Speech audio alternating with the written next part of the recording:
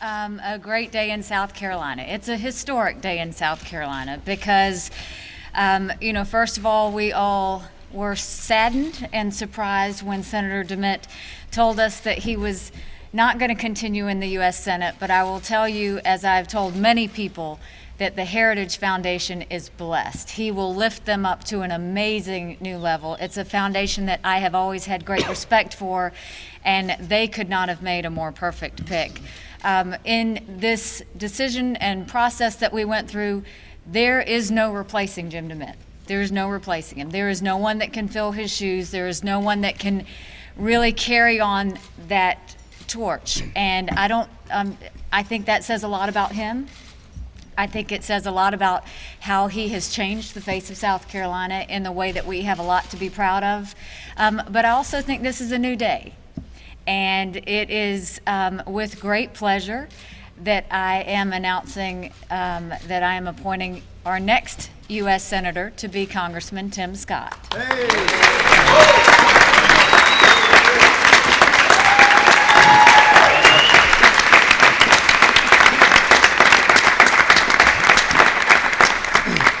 Many people have asked what went into this decision process, and it was pretty simple. He understands the strength that we need to have in our business community as we continue to focus on jobs. He has shown that with the support of the ports and knowing that the deepening needs to be there. He's shown courage when he helped us with the fight against National Labor Relations Board and the unions that tried to take Boeing down. He has shown it with his fiscal representation in the fact that he knows the value of a dollar. He understands what every family and small business goes through, and he has stayed consistent to that. It also shows for the fact that this man loves South Carolina, and he is very aware that what he does and every vote he makes affects South Carolina and affects our country. And so it was with that that I knew that he was the right person. I have no doubt that he will fly through 2014. I am strongly convinced that I and the entire state understands that this is the right U.S. Senator for our state and for our country.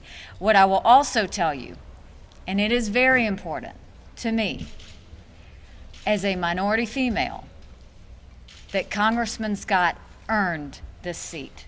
He earned this seat for the person that he is. He earned this seat for the results he has shown. He earned this seat for what I know he's going to do in making South Carolina and making our country proud. And so with that, I would like to introduce to you our Senate-elect, Tim Scott. Thank you. Thank you.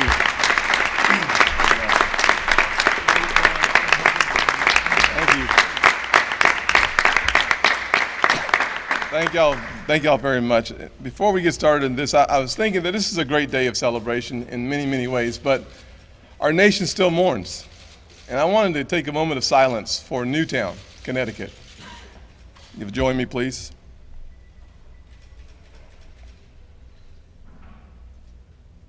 Thank you. I will tell you that this is an exciting day for many, many reasons, but for me, the first thing I wanted to say is just thank you to my Lord and Savior, Jesus Christ, to be honest with you. I believe that when you start out in a single-parent household with a mom who works 16 hours a day, and you're looking at a future that doesn't look as bright, and you're living in North Charleston, South Carolina, you build the strength that comes from having an appreciation and understanding that it's not about you, that it's about your faith, it's about your family. And I love my mother who's here with me, Frances Scott, and I'm very thankful to the good Lord and to a strong mom who believed that sometimes love has to come at the end of a switch. And she loved me a lot. And I will tell you that along that way, that when times got tough and when I was flunking out of high school, when I failed world geography, civics, Spanish, and English. Now, when you fail Spanish and English, they don't call you bilingual, okay? They may refer to you as bi-ignorant because you can't speak in any language. And I will tell you that my mother did not quit on me. And I will also tell you that I had the good fortune of meeting a mentor, a guy named John Moniz, a Chick-fil-A operator, who taught me some very basic biblical business principles. And it has served me well. And I will tell you that when I look at our nation, Our nation finds itself in a situation where we need some backbone. We need to make very difficult decisions. So often we have a conversation about how do we create enough revenue to solve the problem. Well, I learned early in my 20s that if you have a problem with spending, there's not enough revenue to make up for it. We have a spending problem, ladies and gentlemen, in America, and not a revenue problem. So it's very difficult for us to fix the problems in a nation with $16 trillion of debt, with an annual deficit of more than $1 trillion, by simply talking about raising revenues on the top 2%. You could take all the revenue from the top 2%, and you simply could not close the annual deficit. That's a challenge. It's a challenge, and it's a place where Senator Jim DeMint has led. Senator Jim DeMint has led in a way that few others have led. And he's been consistent, he has been transparent, and he has been succinct. And that is why there is no way to fill his shoes. There's no way to have another Jim DeMint in America. I'm so thankful that we in South Carolina, we don't lose Jim DeMint, that we see Jim DeMint go to a bigger, broader, greater opportunity to influence America with a conservative cause. I look forward to working with Senator Lindsey Graham. There is no one else in South Carolina like Lindsey Graham. Senator Graham has served this state incredibly well, the nation fabulously well, but he understands the foreign affairs arena like no other. I look forward to learning more about foreign affairs from Senator Graham. I will also say that over the last 2 years, I've had the privilege of gaining a new family. Some people don't think we look alike, but sometimes we do. I will tell you that everyone from Joe Wilson, who we have referred to as a scoutmaster, to Nicholas Mulvaney. I'm not sure what this is, but Trey Gowdy and this wonderful haircut. And Jeff Duncan, who's not here with us, and the new addition, Tom Rice. I have been afforded one of the greatest opportunities in the world to serve in the House of Representatives. But what has made it more meaningful is to have served with these four guys and our scoutmaster. And I look forward to continuing to build on the family known as South Carolina. You know, I haven't won anything yet in the Senate. I have to run for re-election in 2014.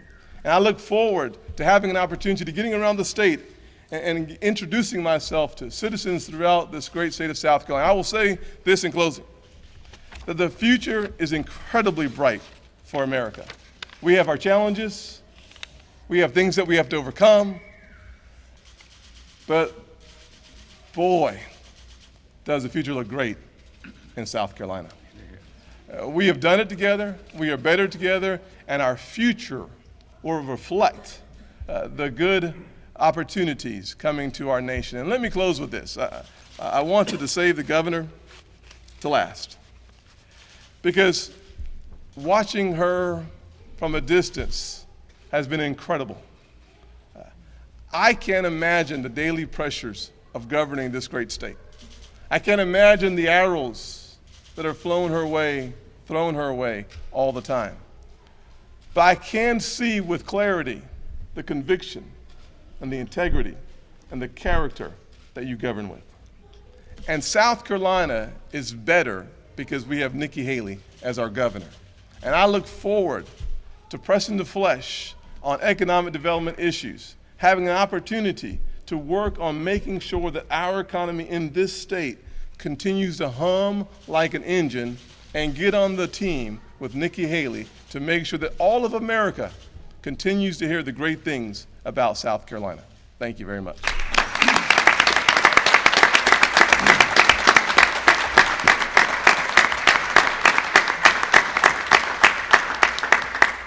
Thank you, Tim. And now to our conservative rock star for the state of South Carolina and our conservative rock star for now the country and the Heritage Foundation, Senator Jim DeMint.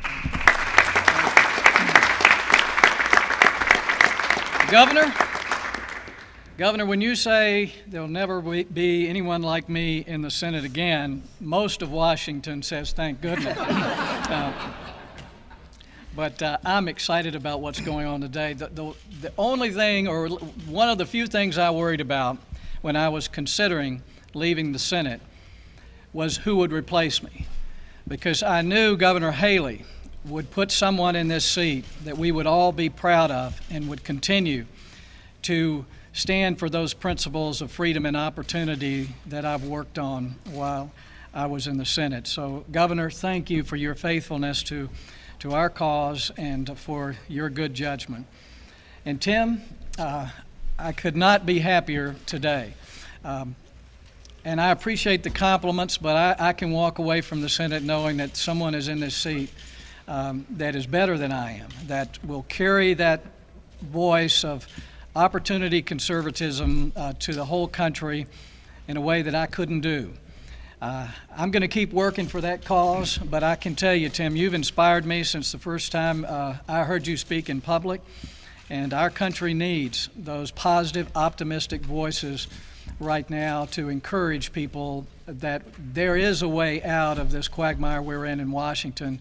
You've got the right ideas, and I know you're going to inspire a lot of other people too. And thank you for being willing to do this. And I too thank your mom. I had a mom that understood that the best ideas were at the end of a switch too sometimes. I want to say a few words about Senator Lindsey Graham, who's been a great partner to me.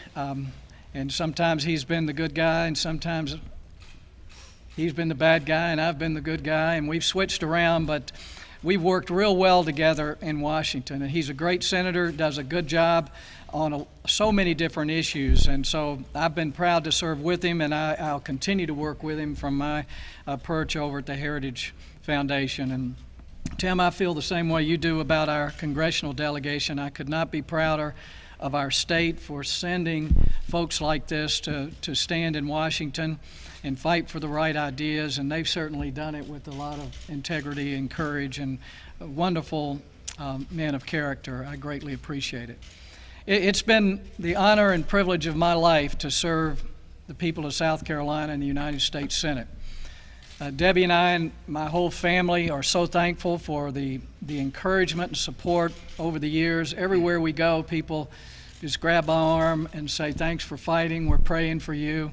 And so often I hear people say, "What can I do?" People in this state want to make a difference, and it really has inspired me to take that idea all around the country. And by doing that, I have seen that if we take our case to the American people, we can change what happens in Washington. It's slow, it's just 2 steps forward and 1 step back, but we've changed the face of the Senate. And we have changed things that were so parochial that they interfered with our national good. And we've been able to get the conversation moving in the right direction, but only because people all across the country, like we saw in South Carolina, were willing to get engaged, get involved, and to make a difference. Most people agree that our country is on an unsustainable course.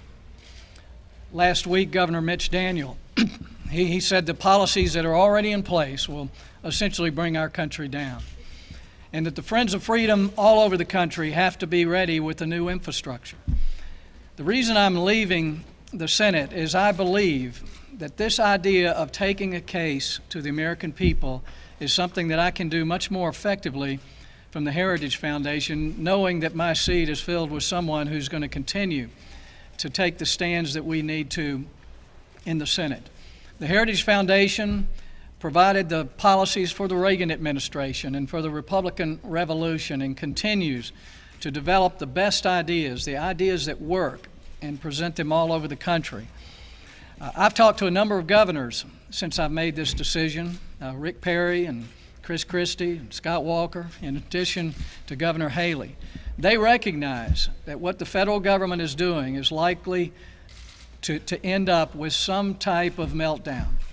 But the good news is this: all over the country, states are implementing these conservative ideas that are working. We see states like South Carolina and states like Michigan copy us. When we don't force workers to join unions, your economy grows and companies move and want to be a part of what's happening here. When you give parents more choices of education, it helps all children, low-income children, minority children. We see it all over the country, and we can prove it with real research. When states have the right to develop their own energy, like we've seen in North Dakota and Pennsylvania, the revenues that come into the government help to build better roads, better schools, and keep taxes lower. That's an opportunity I hope we can have in South Carolina. And when states can control more of their transportation and infrastructure dollars, they can be more efficient and do much better than we are or when we can do now under the federal regime. So the principles of freedom are working all over the country. We need to spotlight them, showcase them, communicate them all over the country so that people see that these ideas work. And at the same time, they're going to be able to look to Washington over the next few years and see that the ideas that are in place are not working. They're dragging us down.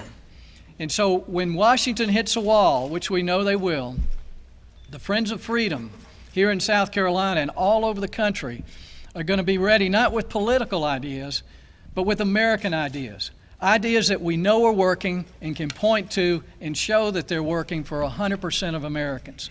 That's what I'm going to be doing the next few years. I'm not getting out of the fight. I'm raising my game. And I know that I've got a partner now in Tim Scott, as well as Lindsey Graham and Governor Haley, and all of you are here today. And I am just so grateful for the opportunity to serve, and I promise you that I'm going to keep serving and fighting in the same way that you've seen in the past. Thank you, Governor.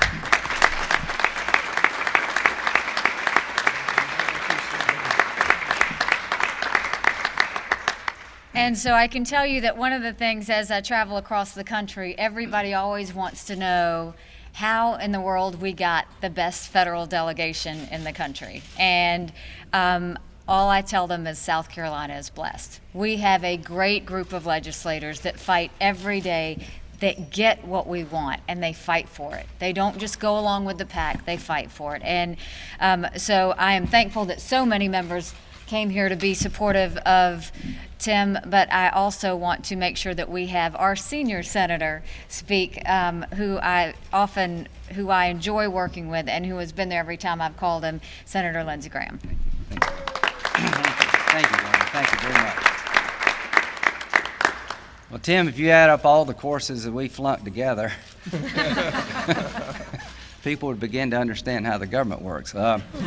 Here's the good news. I made 800 on the SAT, that's both parts, and I'm one of the smarter ones over there, so don't worry, you're going to do really well. As to Jim, I think we've been doing this for almost 20 years.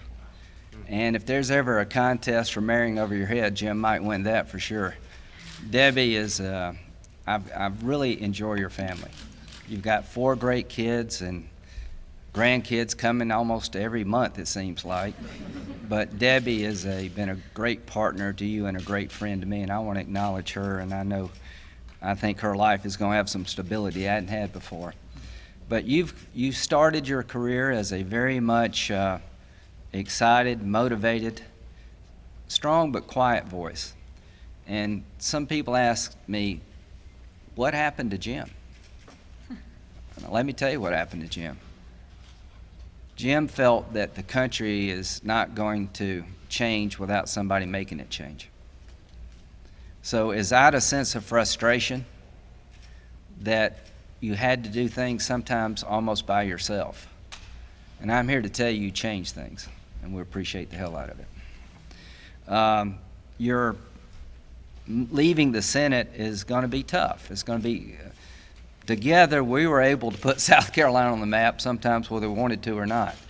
But I've really enjoyed the experience of taking the issues of our day, whether it be at home or in Washington, and try to push the envelope.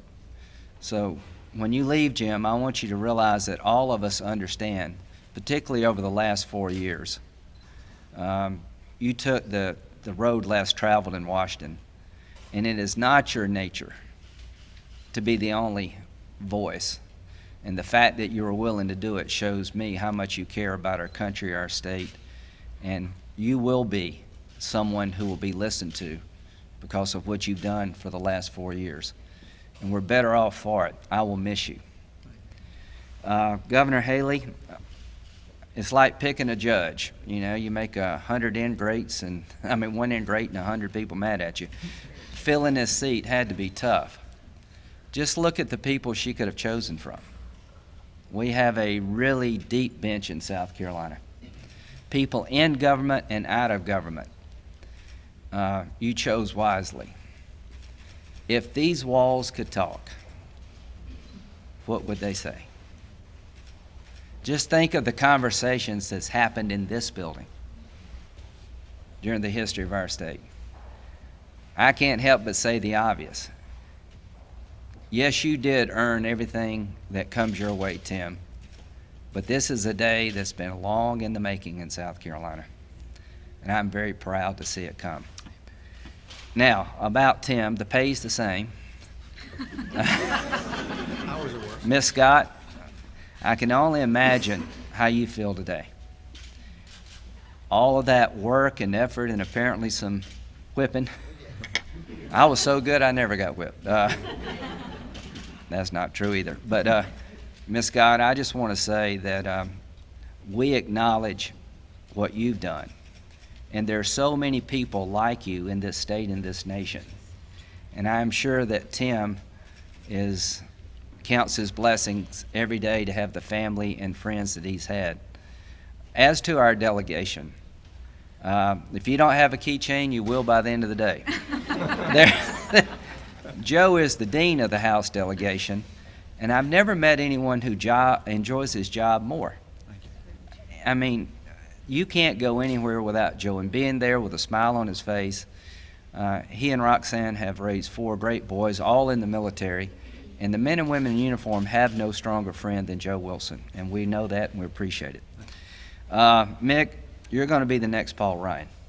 Just keep being who you are. The guy is wicked smart.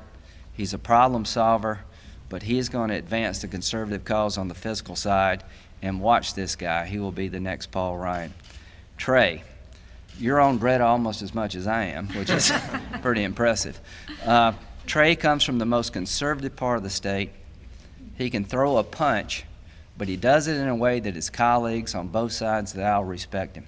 There is no stronger voice in the House of Representatives on legal issues. Fast and Furious, Benghazi, the way you've conducted yourself in front of the nation makes us all proud.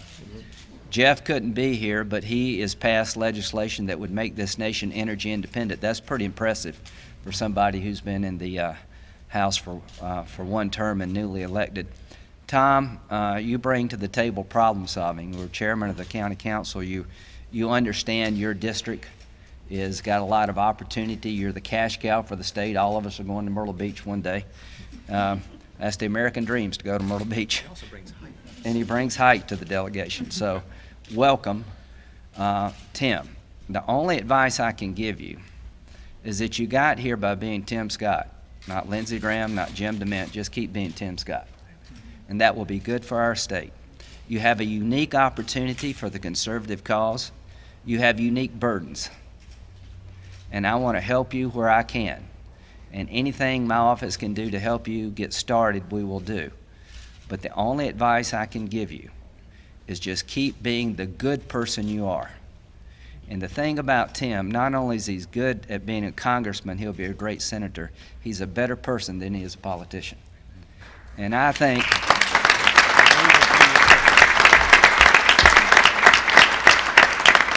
just being you can inspire kids in a way unique. And you can do more good in many ways than any piece of legislation. So I just can't wait to work with you. And Jim, I will miss you. Governor, you're tough. You're one tough lady. You put up with more crap than anybody I know in politics.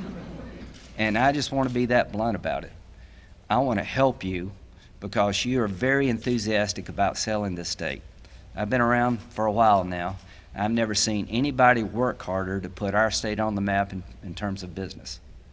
And you're recruiting some of the most important business enterprises in this nation are now looking at South Carolina. So the whole delegation stands behind you, and what we can do to seal the deal, we will do. As to our nation, these are tough times. 2013 is going to be one heck of a challenge. How do you get the revenue and the spending right? The one thing I can tell you about Tim, he understands math. that if you spend a lot more than you make over a long period of time, you're going to destroy the American dream. And that's what's at risk here. And Jim, help us outside the body save the American dream. Because I don't see how young people in the future can do as well as all of us unless we make some changes, and we make them now. So we're here at a tough time for the country with this terrible tragedy in Connecticut. We got our back against the wall financially. The world is more dangerous than any time I've seen since I've been in government. But I want to end this optimistic. There's nothing we can't do as a people and a state if we continue to work together. Remember, we're a blessed nation. There's no substitute for American leadership. And when it comes to trying to explain what America's all about, I could not tell a better story than the story of Tim Scott. Tim is what America's all about.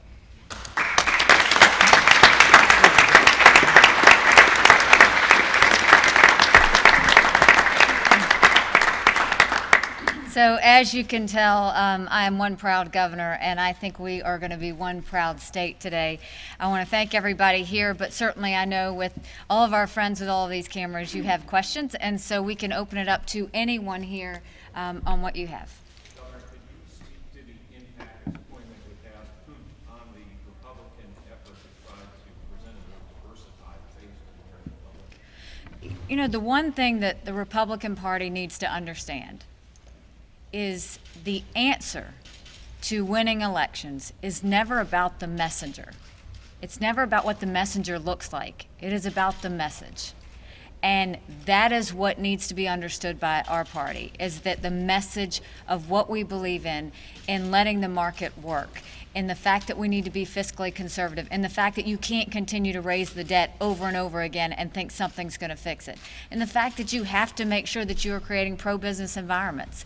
It's the reason that at this place, in this time, you are seeing South Carolina be successful because of results, not because of what the governor looks like. You're going to see the U.S. Senate become stronger because of the results of Tim Scott, not because of what he looks like. So this is not, and that's why I said he earned this spot. I understand that we made history today, and I am proud that we made history today. But I also believe in the people of South Carolina and the people of this country. And as the daughter of Indian immigrants that saw early on that you can be anything you want to be, and nothing can get in your way, I want to remind everybody that it is not the messenger, it will always be the message. And Tim Scott has the right message. Do we have the senator-elect address that issue as well? From my perspective, if you get the message right and you market it well, people listen. America is still a center-right nation. And the fact is that the better we get at marketing our message, the more it will resonate. I think fresh faces and authenticity goes a long way in the political process. So you don't have to say it the best, but you just have to go there. I think we'll go to new places and new territories and new lands in many ways. And this message of conservatism will reach the ends of this nation in a positive way. And I look forward to the future and having an opportunity to take the message as we have been to the rest of the nation. What about the historic nature of your appointment? Address what it means to you personally. Well, Senator Jim or Senator Lindsay? Me? You. Oh, okay. She said Senator. I was thinking Senator-elect still, you know what I'm saying? So, Remember this humble moment.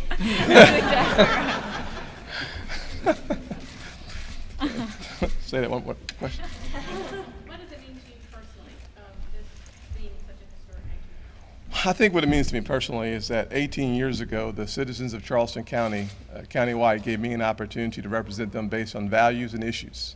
A couple years later, the folks in the State House seat, 117, gave me an opportunity to represent their issues and their values.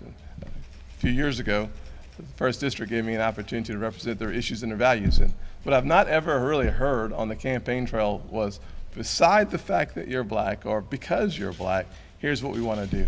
They've asked me questions about values and issues.